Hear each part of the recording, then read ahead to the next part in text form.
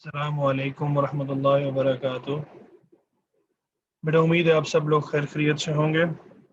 Last time आप लोगों की क्लास में नहीं ले सका था ड्यू टू सर्टन रीजंस।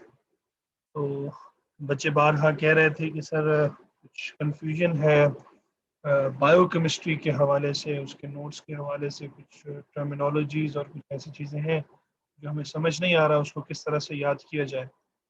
तो उसके लिए मैंने उन्हें कहा था कि मैं इंशाल्लाह फ्री होकर बहुत जल्द आप लोगों को एक रिकॉर्डेड लेक्चर जो है वो भेज दूंगा। तो उसके लिए मैंने आज जो है वो लेक्चर रिकॉर्ड किया है और मैं आपको ये सेंड कर रहा हूँ। तो इसमें जो जो चीज़ें मैं आपको एक्सप्लेन करूँ, जिन पे ज़्यादा फोकस करूँ, आपने उनको अच्छे से याद करना है, उनको अच्छे से तैयार करना है, ठीक है। और जिन चीज़ों को मैं या जिन टॉपिक्स को मैं इग्नोर करूँ एज सच उनकी डिटेल की तरफ, उनको जस्ट डेफिनेशन की हद तक या लेआउट की हद तक आप लोग याद कीजिएगा। उनकी डिटेल में आप लोगों ने बेटा नहीं जाना। इसमें से कुछ टॉपिक्स ऐसे भी होंगे जो हमने पढ़े होंगे, मैं उन पे ज़्यादा फोकस नहीं करूँगा। हाँ, जो थोड़ा टफ टॉपिक्स हैं, स्टूडेंट अक्सर पूछ भी रहे हैं उनके बारे में, और वो मैं थोड़ा सा बेटा एक्सप्लेन करूँगा। तो इसको बेटा देखते जाइएगा वन बाय वन। सबसे पहले बेटा बायो एनर्जेटिक्स का हम लोगों ने स्टार्ट लिया था लास्ट टाइम, और उसमें हम लोगों ने उसके कुछ ऑब्जेक्टिव्स देखे थे, ठीक है। इसमें हमने कुछ चीज़ें, मैंने कहा था कुछ टर्मिनोलॉजीज ऐसी हैं जो आपको पता होनी चाहिए, एंथैल्पी, एंट्रोपी, फ्री एनर्जी वगैरह वगैरह। ये चीज़ें मैंने आपको एक्सप्लेन की थी बायो एनर्जेटिक्स के हवाले से। तो आई थिंक मैं इन पे थोड़ा सा टाइम जो है वो जस्ट इतना बताऊंगा कि जस्ट इनको डेफिनेशन की हद तक करना है। इनमें नोट्स में बेटा कुछ एग्जांपल्स भी ऐड की हुई हैं, वो एग्जांपल्स आप लोगों ने नहीं करनी, उन एग्जांपल्स पे फोकस नहीं करना। जस्ट आपको फार्मूला वगैरह जस्ट आपको पता होना चाहिए। जो रिलेशनशिप यहाँ इस स्लाइड में आप देख भी रहे हैं कि delta G is equal to delta H minus T into delta S. तो ये आपको बेटा पता होना चाहिए कि ये फार्मूला, इसमें जो जो टर्म्स उन्होंने यूज़ की हैं, ये किस पर्पज़ के लिए है। और इस रिलेशनशिप में ऑक्सीडेशन ऑफ ग्लूकोज की एग्जांपल है। अगर आप जस्ट बताना चाहते हैं तो आप जस्ट एग्जांपल के तौर पे कोट कर सकते हैं अगर पूछा जाए तो। मेन टॉपिक्स बेटा इसका जो आपकी नोट्स में भी है, this one is concept of free energy या स्टैंडर्ड फ्री एनर्जी चेंज। तो फ्री एनर्जी के हवाले से भी लास्ट टाइम डिस्कशन हुई थी, मैंने आपको बताया था। इसमें एग्जांपल आप लोगों ने बेटा जहन में रखनी है। ये जो heat water in T kettle की एग्जांपल दी गई है, इसको बेटा आपने जहन में रखना है, ठीक है। और इसमें जो जनरल रिएक्शन है वो भी बेटा देख लें, ये रिवर्सिबल रिएक्शन है, इसको भी देख लें। ये भी आपने याद रखना है एग्जांपल के तौर पर फ्री एनर्जी क्या होती है। उसके बाद नेक्स्ट जो मेन चीज़ हमारे पास आ रही है कि जो हमारे पास एक्चुअल फ्री एनर्जी है, या फिर जिसको फिर हम स्टैंडर्ड फ्री एनर्जी का नाम देते हैं या चेंज का नाम देते हैं, तो ये हमारे पास क्या होती है, इसमें रिएक्टेंट और प्रोडक्ट की कंसंट्रेशंस पे किस तरह डिपेंड किया जाता है, ये भी उन्होंने यहाँ पे रिएक्शन के तौर पे बताया है। ये भी बेटा आप देख लीजिएगा, और इसकी एग्जांपल भी आप लोगों ने याद रखनी है। जस्ट एग्जांपल, ये जो न्यूमेरिकल वैल्यूज हैं ये बेटा वेरी कर सकती हैं। अगर आपको फार्मूला आता है तो फिर आपको लिखने में कोई प्रॉब्लम नहीं होना चाहिए। जस्ट जो ऊपर उन्होंने एग्जांपल दी है, इस रिएक्शन में वो बताना चाह रहे हैं कि जो स्टैंडर्ड फ्री एनर्जी और फ्री एनर्जी का जो कॉन्सेप्ट है उस हवाले से। उसके अलावा एटीपी का उन्होंने रोल बताया है कि एनर्जी करेंसी, ये इंपॉर्टेंट है बेटा। ये शॉर्ट क्वेश्चन में भी पूछा जाता है, लॉन्ग में भी आ जाता है, 3 नंबर का 5 नंबर का पूछा जाता है। तो एटीपी का रोल जो है ना वो आपको पता होना चाहिए। बेशक ये लेआउट बना लें तो भी कोई मसला नहीं है, ना बनाए तो भी कोई मसला नहीं है, बस आपको पता होना चाहिए कि एटीपी कितना इंपॉर्टेंट रोल प्ले करता है। और एटीपी में बेटा ये जो जब एटीपी की ब्रेकडाउन होती है, फॉस्फेट ग्रुप जो है इसमें से जो है रिलीज होता है, तो मैक्सिमम एनर्जी प्रोवाइड करते हैं। तो एनर्जी किस तरह प्रोवाइड करते हैं ये इसकी थोड़ी सी उन्होंने डिटेल बताई हुई। तो यहाँ पे ये स्ट्रक्चर वगैरह बेटा आप लोगों ने नहीं करना, स्ट्रक्चर को करने की जरूरत नहीं है।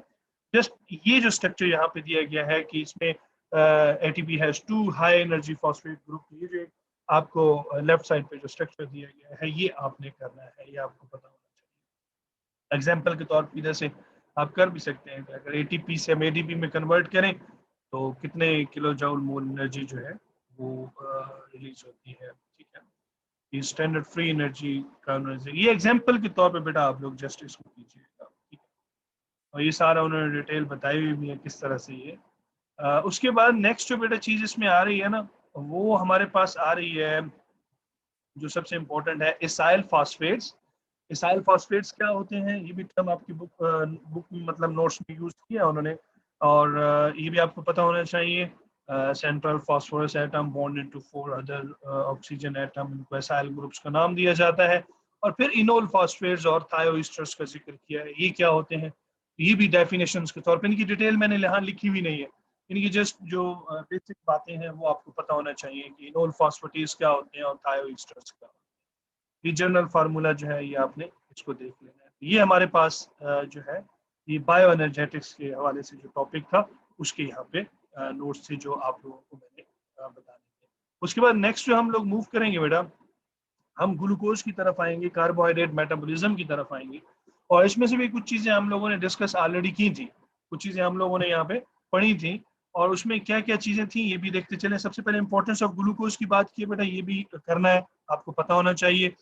फिर मेजर जो पाथवेज हैं ग्लूकोज यूटिलाइजेशन के कौन कौन से हैं, ये भी बेटा आप लोगों को पता होना चाहिए, ये भी आपने करना है, ठीक है। Storage, glycolysis, pentose phosphate pathway, ये पेंटोज पाथवे जो है या ग्लाइकोलाइसिस जो है ना, ये अक्सर क्वेश्चंस का हिस्सा आते हैं, लॉन्ग क्वेश्चन में ये पूछा जाता है, ये दोनों इंपॉर्टेंट है। ग्लाइकोलाइसिस की इंपॉर्टेंस क्या है बेटा, ये भी ऑलरेडी हम लोग डिस्कस कर चुके हैं, इसके फेजेस को भी डिस्कस कर चुके हैं, 2 फेजेस थे, ठीक है। एक में एनर्जी हम कंज्यूम करते हैं, एक में एनर्जी जो है प्रोड्यूस होती है। तो ग्लाइकोलाइसिस का जो फर्स्ट फेज है बेटा प्रिपरेटरी फेज है ऑलरेडी, इसमें अब बच्चों ने मेरे से पूछा भी था कि सर इसमें स्ट्रक्चर करने हैं नहीं करने, बेटा स्ट्रक्चर आप लोगों ने ग्लाइकोलाइसिस, सिट्रिक एसिड साइकिल, इनके स्ट्रक्चर्स करने हैं, ये स्ट्रक्चर आपको आने चाहिए।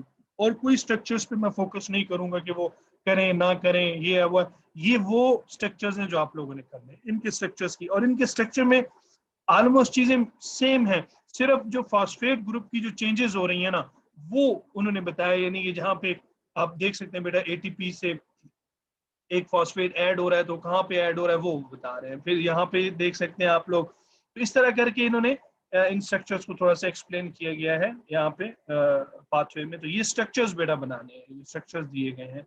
अब इसकी जो सेकंड फेज है पे ऑफ फेज, इसमें भी स्ट्रक्चर दिए गए हैं, ये स्ट्रक्चर्स आप लोगों ने बेटा करने हैं ग्लाइकोलाइसिस। अब ये केमिकल लॉजिक है, इसको करने की जरूरत नहीं है। हाँ, ग्लाइकोलाइसिस ये बहुत ज्यादा पूछा जाता है, क्वेश्चन अक्सर आता है, ग्लाइकोलाइसिस फेट्स ऑफ पायरुवेट, यानी कि फेट्स कहते हैं, यानी कि इस ग्लाइकोलाइसिस से फर्दर आगे हमने किस तरफ मूव करना है, क्या होना है, क्या होगा।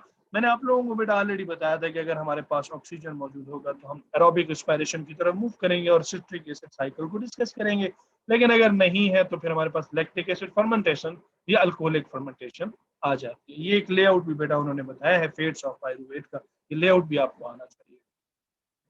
अब सबसे पहले ऑलरेडी हम लोग, क्योंकि ग्लाइकोलाइसिस जो है ना बेटा एरोबिक और एनारोबिक का कॉमन पाथवे है, अब हमारे पास सबसे पहले जो है वो हम अगर, क्योंकि एरोबिक में तो हम मूव कर जाएंगे सिट्रिक एसिड साइकिल की तरफ ऑक्सीडेशन ऑफ पायरुवेट करके, लेकिन यहाँ पे हमारे पास एनारोबिक में क्या है कि ग्लाइकोलाइसिस फर्मेंटेशन का प्रोसेस है, क्योंकि ऑक्सीजन मौजूद नहीं है, ये भी ऑलरेडी हम लोग डिस्कस कर चुके हैं। इनके रिएक्शंस भी आप लोगों को स्ट्रक्चर भी आने चाहिए।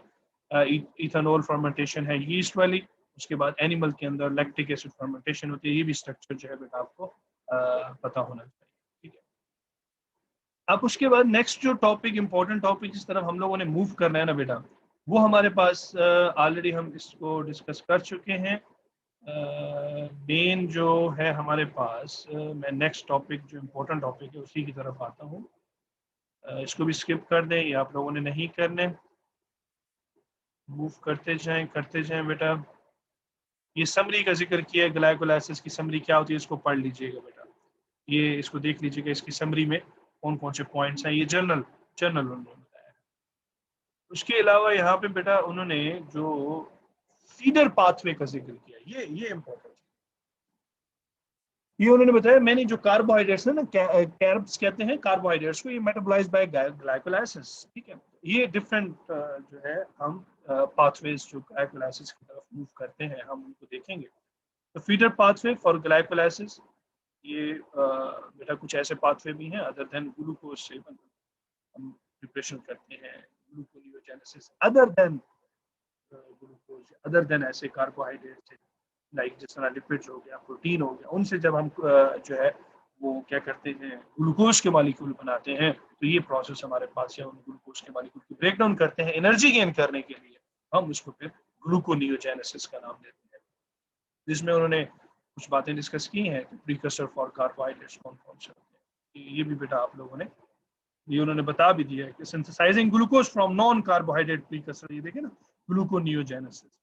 अब इनका कंपैरिजन भी बताया कि ग्लाइकोलाइसिस और ग्लूकोनियोजेनेसिस का कंपैरिजन क्या है। ये बेटा स्ट्रक्चर नहीं, बट आपको ये लेआउट, ये स्ट्रक्चर, इसमें स्ट्रक्चर ऑलरेडी बताया ही नहीं है, इसमें वो परेशानी वाली बात नहीं है, लेआउट पता होना चाहिए। एक तरफ ग्लाइकोलाइसिस है, एक तरफ ग्लूकोनियोजेनेसिस है, ये भी इंपॉर्टेंट है, ये भी आपको पता होना चाहिए। सो पायरुवेट से फॉस्फेनोल पायरुवेट कैसे बनता है जी, पीईपीबी कहते हैं। ये एब्रिविएशंस भी बेटा कई दफा जो है ना पूछा जाता है। ऑक्सैलो एसीटेट ओए, पीईपी फॉस्फेनोल पायरुवेट, जी3पी ग्लाइसल्डिहाइड 3 फॉस्फेट, पीजीए फॉस्फोग्लिसरॉल्डिहाइड वगैरह वगैरह। तो ये एब्रिविएशंस भी आप लोगों को बेटा पता होनी चाहिए। और उसके अलावा हमारे पास नेक्स्ट जो इसमें टॉपिक करने वाला है, प्रीकर्सर्स ऑफ फॉर ग्लूकोनियोजेनेसिस, ये भी आप लोगों ने करना है। नीचे भी उन्होंने ये स्लाइड दी है ये टॉपिक। और हाँ, ये पाथवे, अब ये जो मैं बता रहा था, पेंटोज फॉस्फेट पाथवे, ये इंपॉर्टेंट है। ग्लूकोज, ये जीएलसी के मतलब ग्लूकोज 6 फॉस्फेट है बेटा। ये शॉर्टकट्स भी वो यूज कर रहे हैं। पेंटोज पाथवे, ये लेआउट आप लोगों ने करना है, इसमें स्ट्रक्चर करने की जरूरत नहीं है। ये पेंटोज फॉस्फेट पाथवे जो है, ये जस्ट आपको पता होना चाहिए किस तरह से होता है। तो ये यहाँ तक आप लोगों ने करना है, पेंटोज फॉस्फेट पाथवे तक। ये आपका लास्ट टॉपिक है इसमें। तो उसके बाद नेक्स्ट जो हम लोग बेटा मूव करेंगे वो हमारे पास है लिपिड्स के हवाले से, फैटी एसिड्स के हवाले से, कि इनकी जो ऑक्सीडेशन होती है ये मेजर एनर्जी सोर्स है। अब बेटा एक बड़ी मजे की बात है कि हमारे पास ग्लूकोज होता है ना, तो ये ग्लूकोज डायरेक्टली जो ऑब्टेन करते हैं ये है तो एनर्जी, ठीक है, लेकिन ये शॉर्ट टर्म एनर्जी है, बट ये यूटिलाइज हो जाती है बहुत जल्दी। जबकि फैटी एसिड जो है ना, ये लॉन्ग टर्म एनर्जी होती है। ये फैट्स हमारी बॉडी में ऑलरेडी अक्यूमुलेट होते हैं, हम उन फैट्स को बाद में उनकी ब्रेक डाउन करके उससे कार्बोहाइड्रेट ऑब्टेन करके उनसे एनर्जी ऑब्टेन कर सकते हैं, उससे एनर्जी हमें हासिल होती है। ये बहुत इंपॉर्टेंट, ये जो हम लास्ट लेक्चर देख रहे हैं ये बहुत इंपॉर्टेंट है, इसको आपने अच्छे से देखना है। और इसमें भी जहां जहां स्ट्रक्चर्स की जरूरत होगी मैं वहां वहां बताऊंगा, आपने वो ही एडजस्ट करने हैं। ये नहीं है कि आपने हर एक स्लाइड के साथ बिल्कुल उसका ऐसे समझने की, वो कंपलसरी है तो आप वही स्ट्रक्चर करते जाओ। तो ये फोकस कीजिएगा, जो जो जहां जहां इंपॉर्टेंट चीजों का जिक्र आएगा उस पर आप लोगों ने जो है वो फोकस करना है, ठीक है। Oxidation of fatty acids major energy source है मैनी ऑर्गेनिजम्स में, थोड़ा सा इंट्रो दिया है उन्होंने, कंपैरिजन भी दिया है, हमें प्रोवाइड करते हैं एफिशिएंट फ्यूल स्टोरेज के लिए। अब यहाँ पे उन्होंने बेटा देखे ना, यहाँ पे बताया भी glucose and glycogen short term energy need है, क्विक डिलीवरी होती है, but it's long term good storage, but delivery इनकी स्लो। अब ये एब्जॉर्ब कैसे होते हैं वर्टिब्रेट्स में, खास तौर पे आप फूड खाते हैं, खाना खाते हैं, खाने में फैट्स भी होते हैं, अब ये हमारे स्टमक में जाते हैं, डाइजेस्ट होते हैं, डाइजेस्ट होने के बाद जब ये मूव करते हैं हमारे गॉल ब्लैडर से, तो क्योंकि अब ये गॉल ब्लैडर से मतलब जो सिक्रीशन सिक्रीट होती है ना हमारे स्मॉल इंटेस्टाइन में, तो वहां पे इनकी क्या होती है, डाइजेशन होती है। यहाँ पे उन्होंने डिटेल भी बताया हुआ है कि किस तरह से इसको मल्सीफाई करते हैं, इस प्रोसेस को मल्सीफिकेशन भी कहते हैं, ठीक है। ये हमारे जो स्मॉल इंटेस्टाइन है, स्मॉल इंटेस्टाइन में आप देख सकते हैं यहाँ से इनकी एब्जॉर्प्शन होती है, इसमें डिफरेंट काइलोमाइक्रोन्स मौजूद होते हैं, ठीक है। यहाँ पे इन्होंने दिखाया भी है, फिर कैपिलरी में मूव करके ब्लड के जरिए से डिफरेंट पार्ट्स में जाते हैं। अब ये जो ग्लाइसरॉल है ये उनके फैट का हिस्सा है, फैटी एसिड और ग्लाइसरॉल हमारे पास लिपिड्स बनाते हैं। आपको दो ही पता है, दो ही तो चीजें होती हैं, फैटी एसिड प्लस ग्लाइसरॉल। अब glycerol from fats enter into glycolysis, glycolysis में कहां से कैसे एंटर होते हैं। अब ग्लाइसरॉल में, अब ये देखें ना, अब यहाँ पे आपको स्ट्रक्चर याद करना है, ये ग्लाइसरॉल का स्ट्रक्चर, एटीपी हमारे पास कंज्यूम होती है, हमारे पास स्ट्रक्चर ग्लाइसरॉल 3 फास्फेट आता है, और उसके बाद डाइहाइड्रोक्सी एसीटोन आता है, ठीक है। यहाँ पे हम NADH की प्रोडक्शन होती है, और उसके बाद लास्ट पे फिर अगर आप देखें हमारे पास ये ग्लाइसरॉल 3 फास्फेट में कन्वर्ट होता है, क्योंकि ये दोनों आपस में इंटर कन्वर्टेबल के लिए मूव करते हैं ग्लाइकोलाइसिस की तरफ। अब फैटी एसिड की ट्रांसपोर्ट होती है इनटू माइटोकॉन्ड्रिया, ये भी आप देख लें बेटा, माइटोकॉन्ड्रिया के अंदर सारा प्रोसेस होता है। और ये बीटा ऑक्सीडेशन कितना इंपॉर्टेंट टॉपिक है, ये हर एक पेपर में आता है एग्जामिनेशन पॉइंट ऑफ व्यू से देखा जाए, ये बीटा ऑक्सीडेशन आपको अच्छे से आना चाहिए। अभी भी रिसेंटली मैंने कल हमारा टेस्ट था बायोलॉजी का, उसमें भी इन्होंने पूछा हुआ था। फिर 2 दिन पहले मैं गया हुआ था डेरा गाजी खान यूनिवर्सिटी, तो वहां पे भी उन्होंने पूछा हुआ था कि बीटा ऑक्सीडेशन कहाँ, इतना इंपॉर्टेंट ये क्वेश्चन है कि ये डिफरेंट टेस्ट वगैरह में ये पूछे जाते हैं कि प्रोसेस क्या है, कहाँ होता है, लोकेशन का भी पता होना चाहिए, उस प्रोसेस के आगे हम डिटेल भी देखेंगे। अब conversion of fatty acid into fatty acetyl CoA, अब इसमें से भी आपने स्ट्रक्चर करना है, एनर्जी वगैरह ये जो डिटेल दी गई है इसको करने की जरूरत नहीं है, क्योंकि देखे ना बेटा, फैटी एसाइल कोए में कन्वर्ट होगा तो तब जाके वो हमारे पास सॉरी क्या कहते हैं उसको, अब स्टेजेस कौन कौन सी है, अब यहाँ से बड़ी इंपॉर्टेंट बातें स्टार्ट हो रही है। स्टेजेस फैटी एसिड ऑक्सीडेशन की, इसको बीटा ऑक्सीडेशन का नाम भी दे रहे हैं हम लोग, consist of oxidative conversion of two carbon union acetyl CoA via beta oxidation वगैरह वगैरह, ये स्टेप्स देखते आइएगा, ये स्टेप्स फॉलो करें। अब यहाँ से स्टार्ट होगा द बीटा ऑक्सीडेशन पाथवे। अब यहाँ पे बीटा ऑक्सीडेशन पाथवे है, ये इसमें किस तरह से ये मूव करता है, formation of each acetyl CoA, यहाँ पे पहला स्टेप, उसके बाद स्टेप यानी कि ये बेसिक स्टेप है, यहाँ से ये कन्वर्ट किस में हो जाएगा, एसिटाइल कोए में। क्या चीज कन्वर्ट हो रही है हमारे पास, जो फैटी एसिड है, कौन से वाला, यहाँ पे इन्होंने बताया हुआ भी पल्मिटेट C16। अब ये देखे ना यहाँ पे, अब यहाँ पे आप स्ट्रक्चर ना भी करें तो कोई इशू नहीं है बेटा, जस्ट ये पल्मेटाइल यहाँ से आप स्टार्ट कर सकते, स्टेप ये हमारे पास। अब यहाँ से हम मूव करेंगे, डिहाइड्रोजनेशन का उन्होंने जिक्र किया हुआ है, अल्केन टू अल्कीन। उसके बाद हाइड्रेशन ऑफ अल्कीन का जिक्र है, डिहाइड्रोजनेशन। अब इसमें स्ट्रक्चर जो है बेटा, इसमें आप लोगों ने करने हैं ये स्ट्रक्चर्स करने, एक स्ट्रक्चर है, एक ही दो स्ट्रक्चर है, ये आप लोगों ने करना। और transfer of fatty acid chain, fatty acid catabolism of energy, oxidation of unsaturated fatty acids. उसके बाद रेगुलेशन ऑफ फैटी एसिड है, सिंथेसिस है, उनकी ब्रेकडाउन। उसके बाद फॉर्मेशन ऑफ कीटोन बॉडीज, ये बेटा पूछा जाता है, ये ऊपर जो आपको मैंने दिखाया ना, इसको करने की जरूरत नहीं है, ये फिलहाल इसको बेशक, हाँ लेआउट करना चाहें बेशक कर लीजिएगा। तो फॉर्मेशन ऑफ कीटोन बॉडीज, ये क्वेश्चन आ चुका है, ये इसका पेपर में आता है, ketone bodies, ketone aldehydic and ketone से आप लोग फेमिलियर हैं बेटा, ऑलरेडी इस पे डिस्कशन हो सकती है किस तरह से फॉर्मेशन होती है कीटोन बॉडी। अब ये यहाँ पे किस तरह से होती है इसका स्ट्रक्चर कर लीजिएगा, लेकिन एज ए फ्यूल इसका स्ट्रक्चर करने की जरूरत नहीं है। और लिवर जो है ये हमारा सोर्स ऑफ कीटोन बॉडीज है, लिवर। अब ये इंपॉर्टेंट है, ये देखें ना, lipid fulfil a variety of biological function, इसके फंक्शन भी पूछे जा सकते हैं, ठीक है, ये आपको आना चाहिए। अब उसके बाद ओवरव्यू ऑफ फोटोसिंथेसिस, ये ओवरव्यू, ये बेसिक बातें बेटा, ये आप लोगों को पता होनी चाहिए, बेसिक बातें। अब ये स्ट्रक्चर करने की जरूरत नहीं है।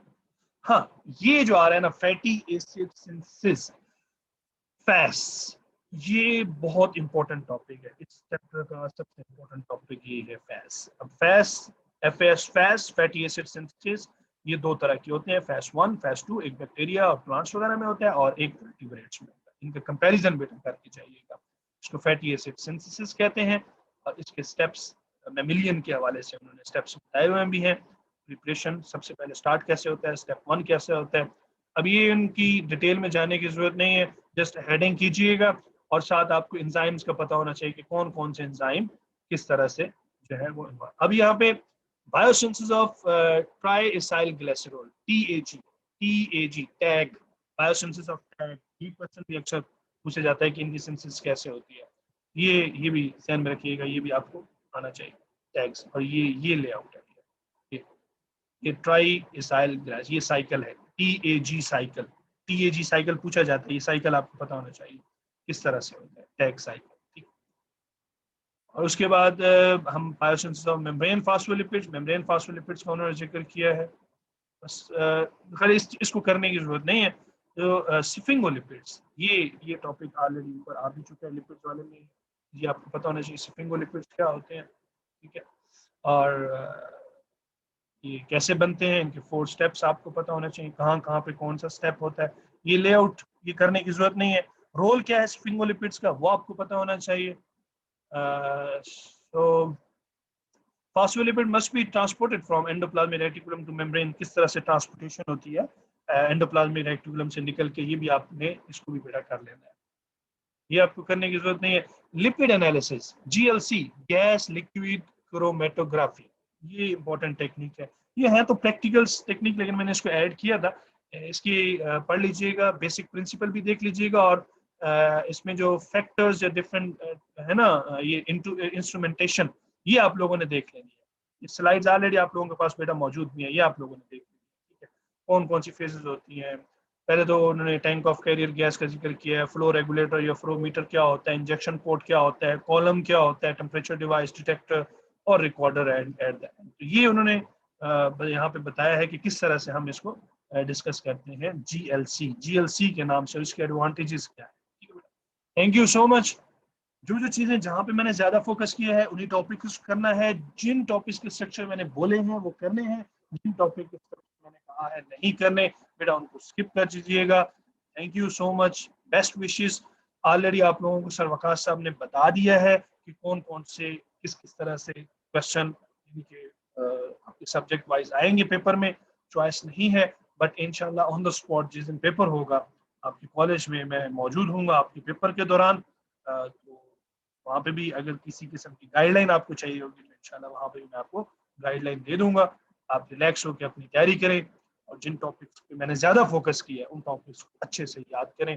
बायोकेमिस्ट्री बहुत इंपॉर्टेंट सब्जेक्ट है, आपको आगे भी फील्ड्स में, डिफरेंट फील्ड्स में इसमें काम आना है, आपको पता होना चाहिए। Thank you so much.